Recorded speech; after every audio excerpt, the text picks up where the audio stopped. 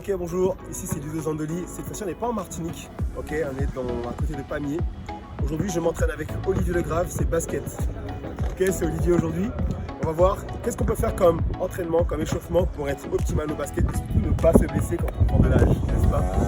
Donc on va faire ça avec un échauffement, un peu de préparation physique et on fait tout ça ensemble. Tout de suite. Tout d'abord, lorsqu'on va commencer, quelle que soit l'activité physique, surtout pour le basket, on a besoin de mettre les articulations en mouvement, on va se détendre. Pour commencer, on va juste étirer le pied. Ça tombe bien, on a de bonnes barres ici. On met les mains, et là on va envoyer les fesses en arrière et la tête va rentrer entre les mains. On va sentir l'étirement là sur le côté du dos avec les dorsaux, les épaules vont s'étirer. Là j'envoie les fesses en arrière. Là tu vas sentir les ischios qui vont s'étirer.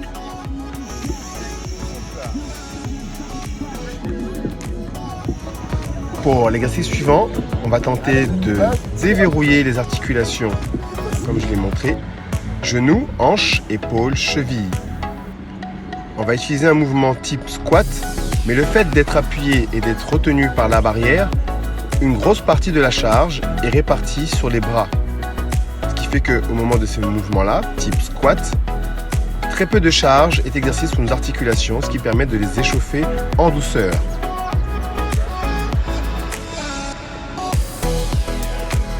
Entre 5 et 10 répétitions de ce petit mouvement à faible intensité suffit pour pouvoir préparer vos articulations à la suite. Là, pour le mouvement suivant, on va préparer les épaules.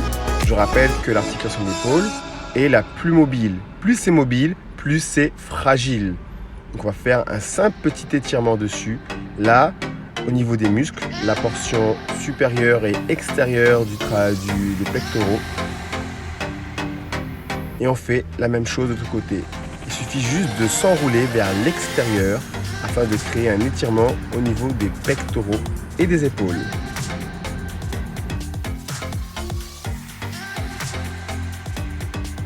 Pour le mouvement suivant, toujours engager un maximum d'articulations qu'on appelle chenille ou grenouille. On descend au sol après un squat, les hanches sous les genoux, les épaules sous les poignets. Et lors du retour, on s'arrange pour remonter avec le dos droit. On redescend avec un squat, je vais chercher les mains devant, marche avec les mains jusqu'à temps que les genoux soient orientés vers le sol. Et je remonte avec le dos droit. On va penser aussi lors du retour à engager la ceinture abdominale pour rendre rigide toute la partie du tronc et de la ceinture abdominale pour le transfert d'énergie. Une fois qu'on est à l'aise, on peut rajouter un petit peu d'intensité, voire même un petit saut pour commencer à préparer l'explosivité. Et oui, en basket, il y a beaucoup d'explosivité sur le jeu. Avec le mouvement suivant, on va préparer au changement d'appui et surtout préparer ses chevilles et ses genoux au changement d'appui. Au basket, beaucoup de changements d'appui. Là, 3 petits pas. Au troisième, je reste en appui sur la jambe extérieure en relevant le genou. On va tâcher d'amortir un maximum afin d'éviter des tensions sur l'articulation, surtout les chevilles. Des mouvements qu'on voit surtout en contre et en blocage. Pour la suite, on va commencer à mettre un peu plus de déplacement et d'explosivité en faisant un carré.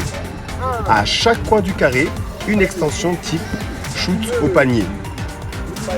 D'accord, je fais une fois devant, shoot côté, shoot arrière, shoot et je reviens au point de départ avec un shoot. Une fois que je suis habitué, je peux faire la même chose beaucoup plus vite. Bang, changement de côté, shoot, changement de côté, shoot, changement de direction, shoot. On peut faire 2 tours à droite et 2 tours à gauche. Là, Olivier fait la même chose mais de l'autre côté. Une première fois doucement pour bien marquer le mouvement. Et une deuxième fois, il le fait beaucoup plus rapide. Exploser, changement de direction, explose. Changement de côté, explose. Changement de côté, explose. L'exercice suivant va nous permettre de travailler de l'explosivité justement pour faire des sauts très explosifs. Mais en même temps, ça nous permet de préparer les muscles type quadriceps, ischio-jambier et fessiers à ce type de mouvement très explosif. Donc là, je vais faire des baby squats, 4 ou 5. Et une fois que j'ai terminé, saut très fort et je recommence. Là. Avec l'exercice suivant, on va travailler de l'agilité et de la réactivité. On fait 10 pas d'ouverture, fermeture. Et au bout de 10 secondes ou de 10, d'accord, on fait un burpees. Donc là, on en fait 10, rapide. Et au bout du 10e, on lance un burpees, pam, pam, on remonte et on recommence. On peut faire ça une dizaine de fois. D'accord? On peut le faire. Tac. Reste-moi derrière. On peut le faire. Tac. Reste-moi derrière. Et justement, le baby permet de faire. 1, 2, 3.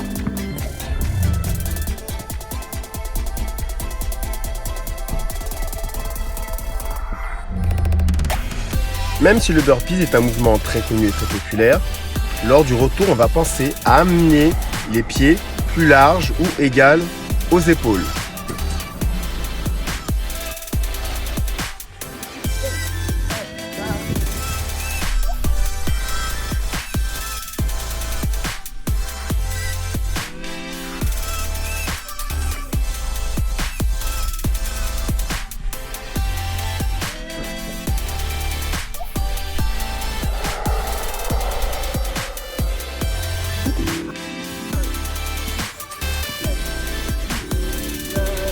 Et enfin, pour terminer, quelques mouvements d'échauffement de la coiffe des rotateurs.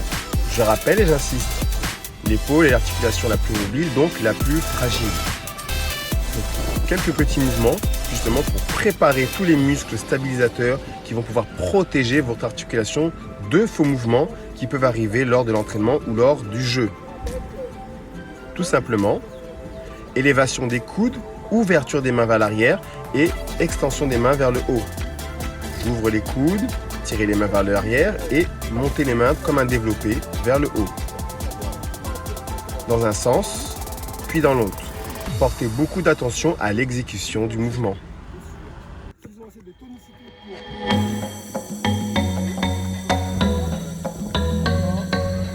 Bien, après tout ça, je pense qu'on est prêt à aller jouer. Il n'y a plus qu'à maintenant.